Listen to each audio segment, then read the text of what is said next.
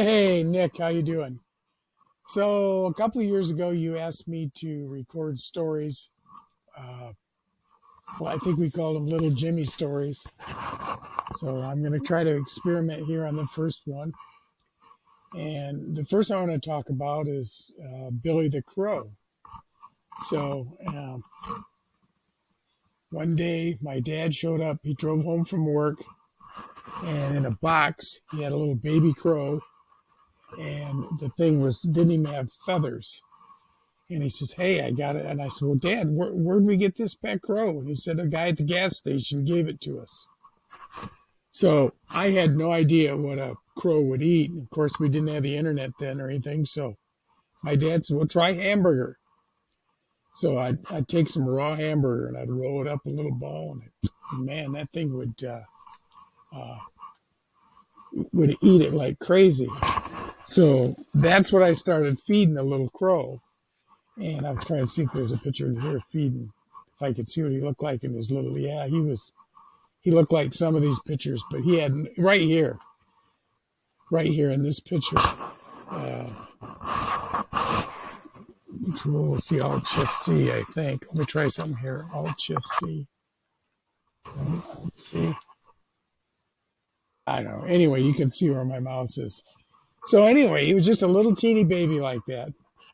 I started popping him hamburger and then started shooting him some juice, water.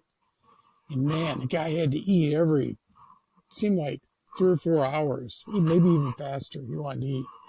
So he started growing, and he got bigger like this little puffball guy here. And then he got bigger like this. And eventually he got, uh, as you can see in some of these pictures, so he got bigger and bigger. And I didn't have to feed him quite as often, but he didn't know how to fly. And I didn't want him running around outside when he didn't know how to fly because I thought that'd be too dangerous. So I thought, well, how am I going to teach him to fly? So I would grab him and I would get low to the ground and at first I'd hold on to his legs and I'd just go like this and he'd flap his wings a little bit. So, well, we used to do that. And that would get his wings stronger and stronger.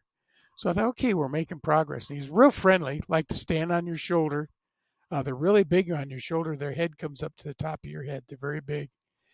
And so I would do that. I'd flip him up and down. He'd do his shoulder. So one day outside, I thought, well, okay.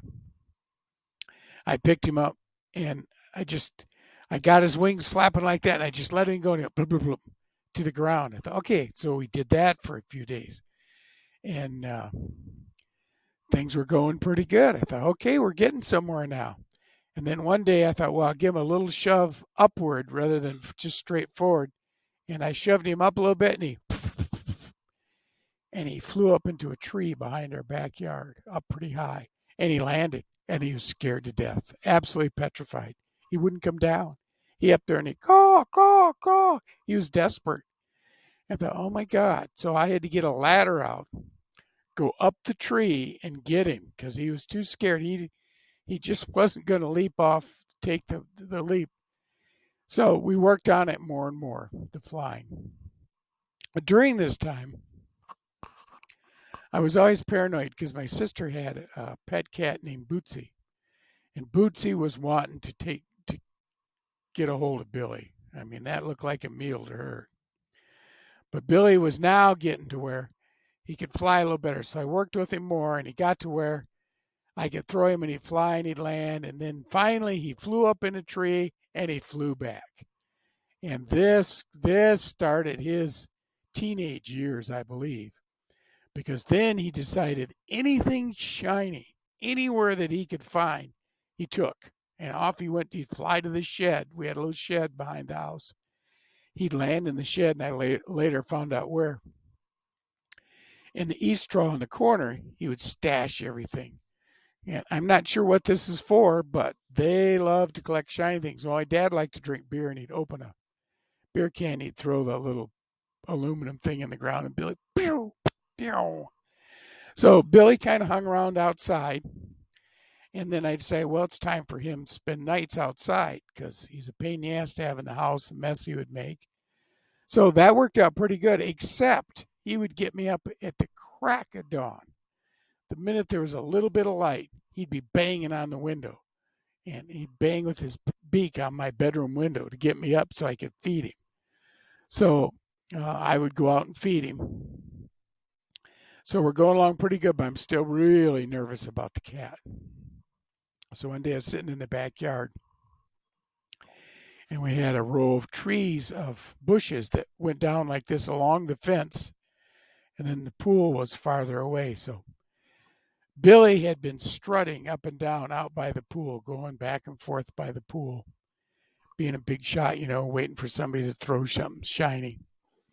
And Bootsy the cat started working her way down the fence row in the bushes, and I knew what she was up to. She wanted to get down to the edge of the pool, and when he walked to the edge, I'm sure she was going to make a strike at him. So I thought, oh boy, I'm going to try to hang back here and not intervene. And Billy's blah, blah, blah, blah, blah, blah. He's cawing and cooing, being real cocky, and she's moving her way down that. And then she made a strike for him. He knew it. He set her up. He just whoop on top of the fence, and then he made noises at her. And then he went down. He took his claws and went like this in the back of her neck, and she. I thought, well, I don't have to worry about Billy and Bootsy anymore. He had her outsmarted to the max. So now that he was getting to be a later teenager and he got to where he could fly more and more, and looking back on it, I should have clipped his wings. That part a little bit later. So now he decided it would be fun if we drove in the car and he saw you get in the car, he would follow the car. So my dad sometimes would get up early in the morning. He'd forget that. He only lived about 2 miles away, work.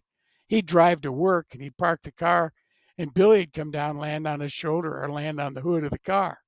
And my dad would go, oh my God, Billy followed me to work. So he would wait all day and then he'd follow the car home. So it became a real pain. You had to be careful that he wasn't watching when you drove off in a car because he would follow you. Then in addition to that, if you had somebody came over to the house. I remember my poor grandma. My grandma came over, and I think we tried to warn her about Billy. So, well, Billy likes shiny things. So if you got an earring, you better take it out. And right then, woof, and he'd land right on the shoulder, and he'd go for an earring. And he'd really yank on the earrings. And some of those gals had pierced ears. That was a big mistake with Billy. So that was kind of, he wasn't well liked about the girls because he'd go after their earrings. And one day we had somebody come over and she said, well, he took one of my diamond earrings. I thought, oh boy, here we go.